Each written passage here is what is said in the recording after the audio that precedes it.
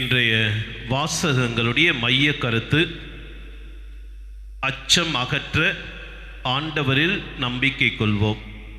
அச்சம் அகற்ற ஆண்டவரில் நம்பிக்கை கொள்வோம். இந்த தந்தைமார் தினத்தை சிறப்பிக்கின்ற இன்று நம்முடைய குடும்பங்களிலே நாம் அச்சமில்லாமல் இருக்கிறோம் என்றால் அதற்கு தந்தைமார்கள், அந்த குடும்பத்திலே மனைவியும் சரி பிள்ளைகளும் ஒரு மன உறுதியோடு துணிவோடு, அது அவருடைய பொருளாதார வாழ்வாக இருக்கட்டும், உறவு வாழ்வாக இருக்கட்டும், மற்ற தேவைகளாக இருக்கட்டும், இவற்றின் மத்தியிலும் அவர்கள் அச்சமில்லாமல் பயமில்லாமல் அவர்கள் அந்த குடும்பத்திலே பயணம் செய்கிறார்கள், அவர் இந்த குடும்பத்திலே வாழ்கிறார்கள் என்றால் அதற்கு அந்த தந்தைமார்களும் காரணம். எனவே எவ்வாறு இன்றைய வாசகம், இன்றைய இறைவார்த்தை சொல்லுகிறது, அச்சம் அகற்ற ஆண்டவரில் நம்பிக்கை கொள் என்று சொல்வது போல நம்முடைய குடும்பங்களிலும் நாம் அச்சமின்றி வாழ்வதற்கு நம்முடைய தந்தைமார்கள் அங்கு நமக்கு ஒரு தூணாக அரணாக இருந்து நம்மை வழிநடத்துகிறார்கள். எனவே சிறப்பாக இந்த திருப்பலி அவர்களுக்காக நாம் செபிப்போம். பேராயர் ஆஸ்கர் ரொமேரோ, இவர் 1917ஆம் ஆண்டு எல் சல்வாடோர் என்ற ஒரு மறை மாவட்டத்தினுடைய ஒரு பேராயராக இவர் பணிபுரிகின்றார். இந்த பேராயர் 1917 பிறக்கிறார். ஒரு ஏழை எளிய ஒரு குடும்பத்தில் பிறக்கின்ற இவர், அவர் தொடர்ந்து குரு மடத்தில் சேர்ந்து குருவானவராகி பிறகு ஒரு ஆயராக பேராயராக அவர் உயர்த்தப்படுகின்றார். அவ்வாறு இவர் பேராயராக அந்த எல் சல்வாடோர் என்ற அந்த மறை மாவட்டத்திலே பணி செய்கின்ற பொழுது அங்கு இருக்கின்ற அந்த அரசியல் சூழல் அந்த மக்களுக்கு ஒரு சாதகமாக இல்லை. மக்களை எப்பொழுதுமே ஒரு பழி வாங்குகின்ற, ஒரு அடிமைத்தனத்திலே வைத்திருக்கின்ற ஒரு சூழலாக தான் அந்த அரசியல் சூழல் இருக்கிறது. எனவே மக்கள் அங்கு பல்வேறு கஷ்டங்கள், துன்பங்கள், வேதனைகள், கண்ணீர், கவலைகளோடு வாழ்கின்றார்கள். இந்த ஒரு சூழ்நிலையில் அரசு மிகவும் ஒரு சர்வாதிகார ஆட்சியை நடத்தி கொண்டிருக்கிறது. அங்கு யார் இந்த அரசுக்கு எதிராக குரல் கொடுத்தாலும் அவர்கள் உடனடியாக சாகடிக்கப்படுவார்கள். இந்த ஒரு சூழ்நிலையில்தான் பேராயருடைய நெருங்கிய நண்பரான ஒரு அருட்தந்தை ருட்டிலோ கிராந்த், இந்த ஒரு அருட்தந்தை இந்த இராணுவ வீரர்களால் சுட்டு சாகடிக்கப்படுகிறார். இவருடைய அந்த இறுதி சடங்கில் இந்த பேராயர் பங்கு கொள்கிறார். அவருடைய உடலை கொண்டு வருகிறார்கள். உடலை கொண்டு வந்து வைக்கின்ற பொழுது அந்த உடலையே பார்க்கின்றார் இந்த பேராயர். அவ்வாறு பார்க்கின்ற பொழுது இவருக்குள்ளாக ஒரு சிந்தனை ஒன்று எழுகிறது.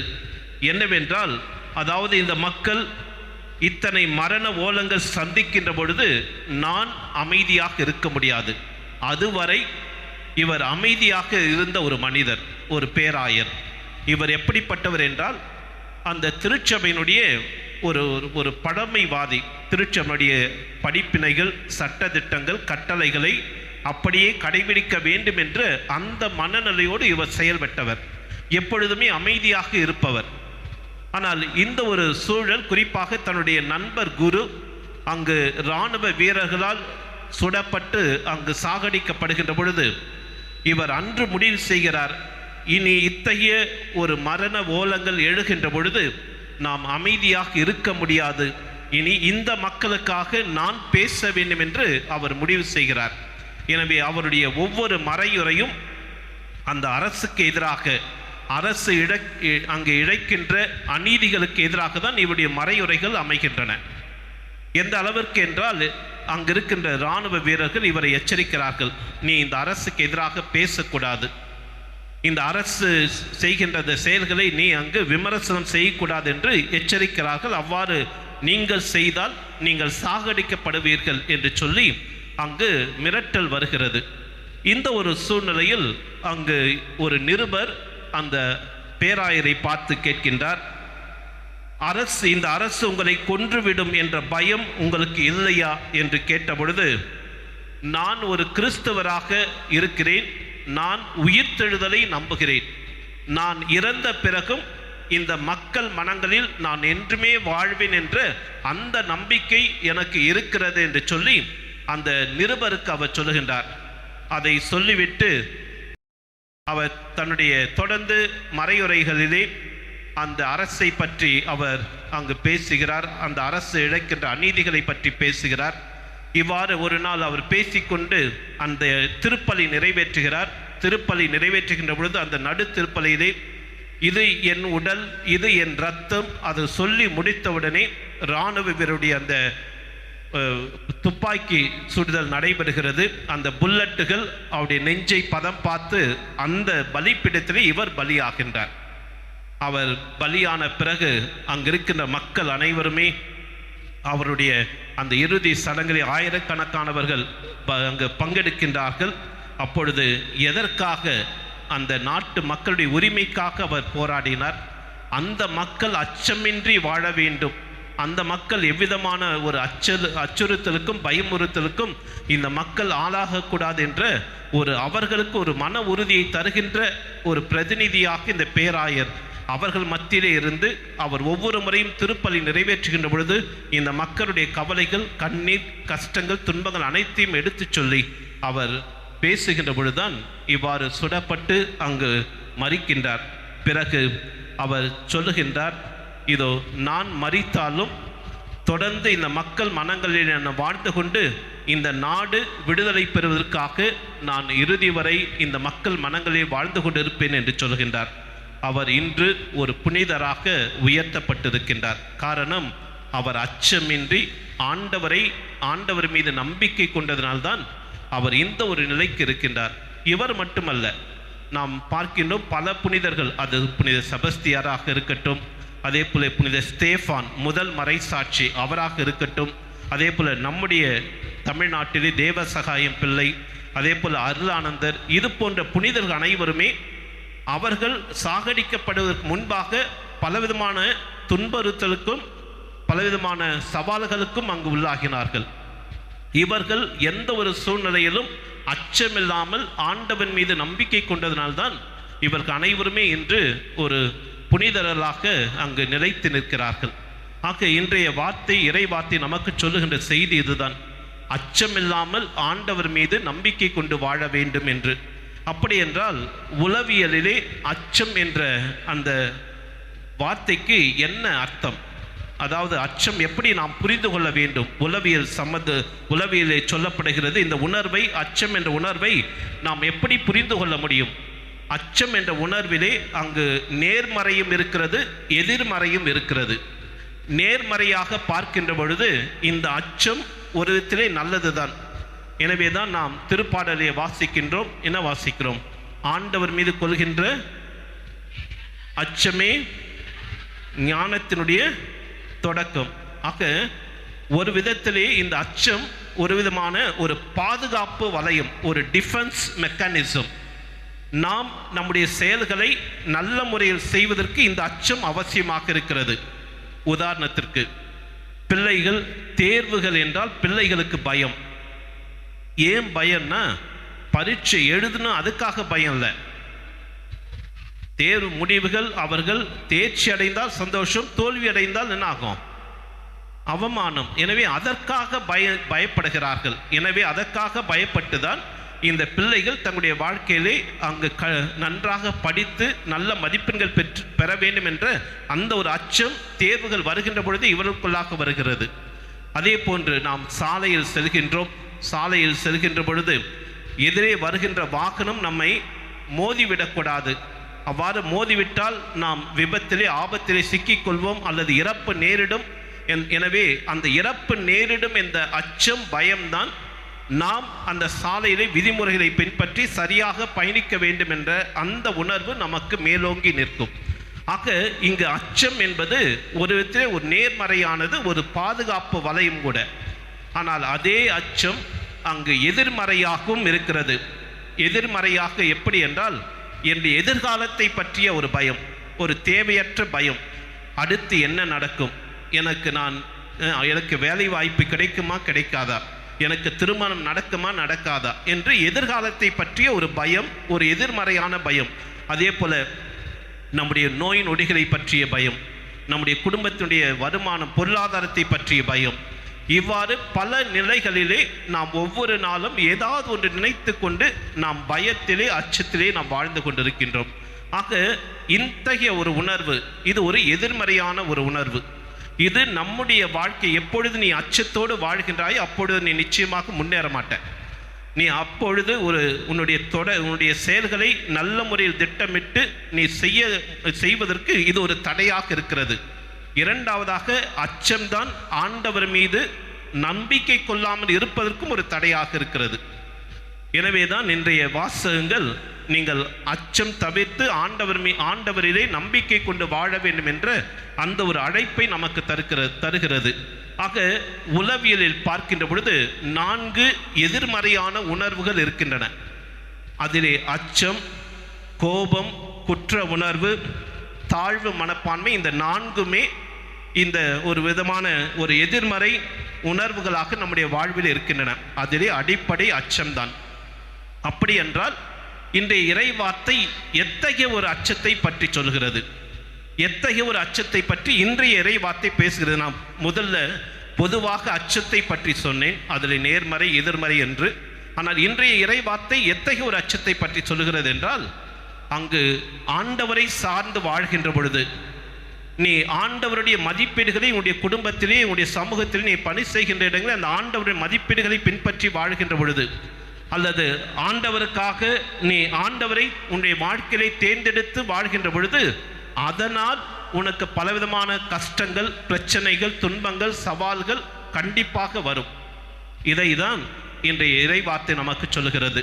இன்றைய இறைவார்த்தையிலே அச்சம் எதை பற்றி பேசுகிறது என்றால், இறைவனை தேர்ந்தெடுத்து இறைவனை சார்ந்து இறைவனுடைய மதிப்பீடுகளை உன்னுடைய வாழ்க்கையிலே நீ தேர்ந்தெடுத்து வாழ்கிறாய் என்றால் அதனால் உனக்கு கஷ்டங்கள் வரும், உனக்கு பிரச்சனைகள் வரும், நீ உன்னுடைய வாழ்க்கையிலே புறக்கணிக்கப்படுவாய், மறுதலிக்கப்படுவாய்.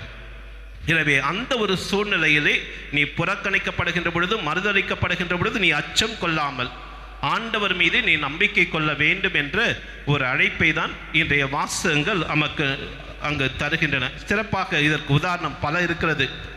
நம்முடைய குடும்பங்களில் கூட இதற்கு விவிலியத்திலே பார்த்தீர்கள் என்றால், அந்த யாக்கோபினுடைய புதல்வர்கள் 12 பேர், அதிலே 11 பேர் ஒரு பக்கம் இருக்கிறார்கள். அந்த கடைசி மகன் அந்த யோசேப்பு அந்த மற்ற சகோதரர்களால் புறக்கணிக்கப்படுகின்றார். காரணம், தன்னுடைய தந்தையால் அதிகமாக நேசிக்கப்படுகிறார், அன்பு செய்யப்படுகிறார்.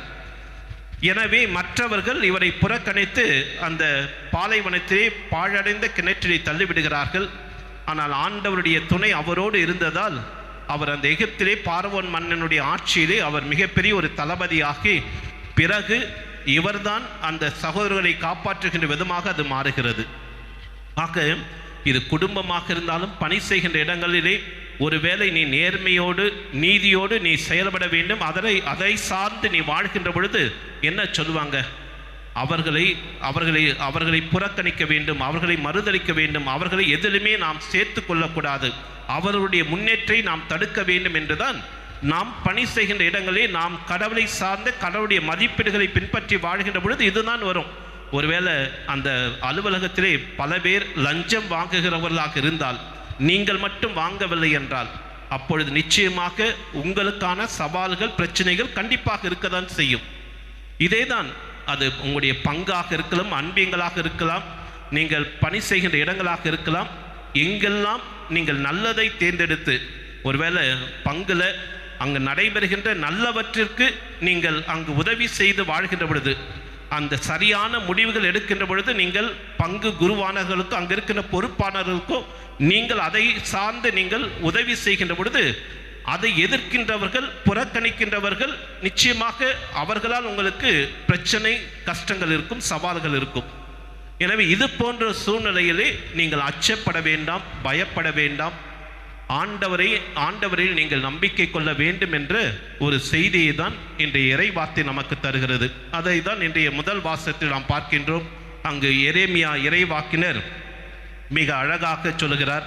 எரேமியா இறைவாக்கினர் எப்பொழுதுமே ஒரு புலம்பல் இறைவாக்கினர் என்று சொல்வார்கள். அவர் நம்முடைய இந்த வாசகத்தினுடைய முன்பகுதியை நீங்கள் பார்த்தீர்கள் என்றால் அவர் இவ்வாறு தான் சொல்வார்: ஆண்டவரே, நீர் என்னை மயக்கி விட்டீர், நானோ மயங்கி போனேன். அது மட்டுமல்ல, பிறகு அவர் தொடர்ந்து பேசுகின்ற பொழுது தன்னுடைய பிறப்பை, நான் ஏன் பிறந்தேன் என்று சொல்லி தன்னுடைய பிறப்பை கூட அவர் பழிக்கின்ற அளவுக்கு தன்னுடைய வாழ்வில் அந்த அளவிற்கு ஒரு கஷ்டம், துன்பம். ஏனென்றால் அங்கு இஸ்ராயல் நாடு இரண்டாக பிரிந்திருக்கிறது, வடக்கு தெற்கு என்று பிரிந்திருக்கிறது. இவர் தெற்கு நாட்டை சார்ந்தவர். தெற்கிலே அங்கு அசீரியர்களால் ஏற்கனவே பாபிலோனிய நாட்டிற்கு அடிமைத்தனமாக கொண்டு செல்லப்படுகிறார்கள்.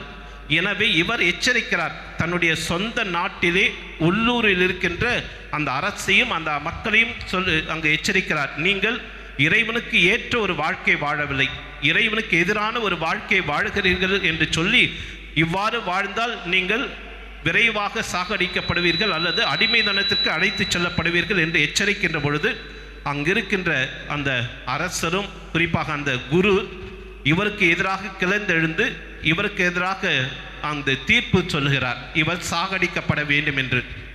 எனவே இவரை சிறையில் தள்ளுகிறார்கள். சிறையில் இருந்துவிட்டு மீண்டும் திரும்பி வருகின்ற பொழுது இதே இறைவாக்கை மீண்டும் துணிவோடு அவர் போதிக்கின்றார். அவ்வாறு போதிக்கின்ற பொழுதுதான் அங்கு அவருக்கு சொல்லப்படுகிறது, அவர் மீது பழி சுமத்துகிறார்கள், அவரை நிராகரிக்கிறார்கள், புறக்கணிக்கிறார்கள். இந்த ஒரு சூழ்நிலையில் அவர் சொல்லுகின்ற அந்த வார்த்தை, அதாவது எரேமியாவை உடனடியாக எரேமியா சொல்வது, ஆண்டவர் வலிமை மிக்க போர் வீரர் போல் என் அருகே நிற்கிறார். அவர் மீது என்ன பழினா, இவர் இந்த மக்களுக்கு எதிராக கலகம் செய்கிறார், இந்த மக்களுக்கு எதிராக பேசுகிறார், இந்த மக்கள் இதனால் இவரை நிராகரிக்கிறார்கள், புறக்கணிக்கிறார்கள்.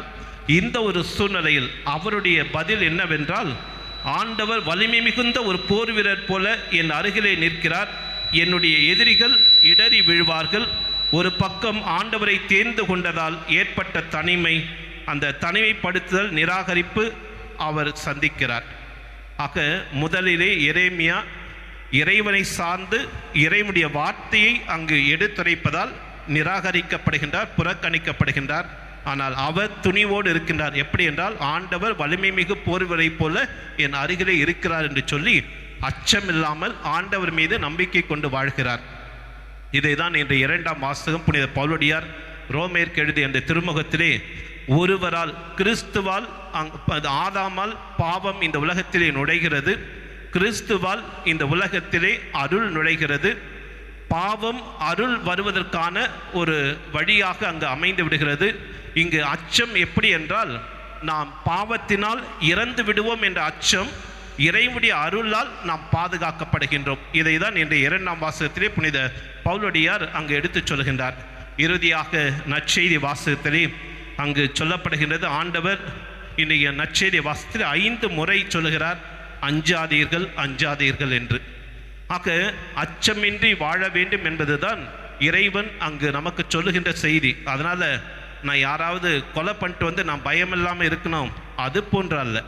மாறாக நீ நல்லவற்றை செய்து நீதியோடு வாழ்ந்து அதற்காக சவால்கள், பிரச்சனைகள், துன்பங்களை சந்தித்து நீ வாழ்கின்ற பொழுது அதை எதிர்க்கின்றவர்களை நினைத்து நீ பயப்படாதே, அங்கு நீ அச்சம் கொள்ளாதே.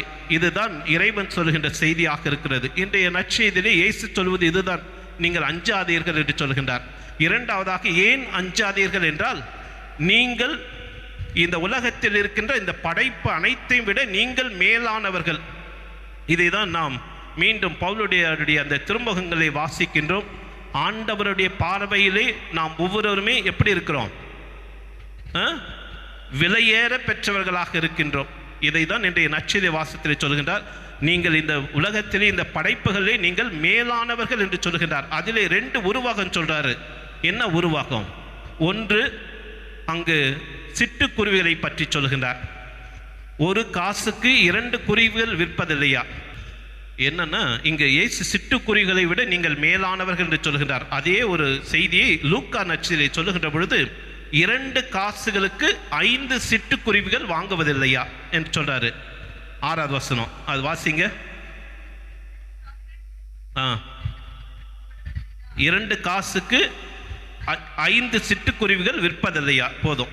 அப்படின்னா 1 காசுக்கு எத்தனை சிட்டுக்குருவிகள்?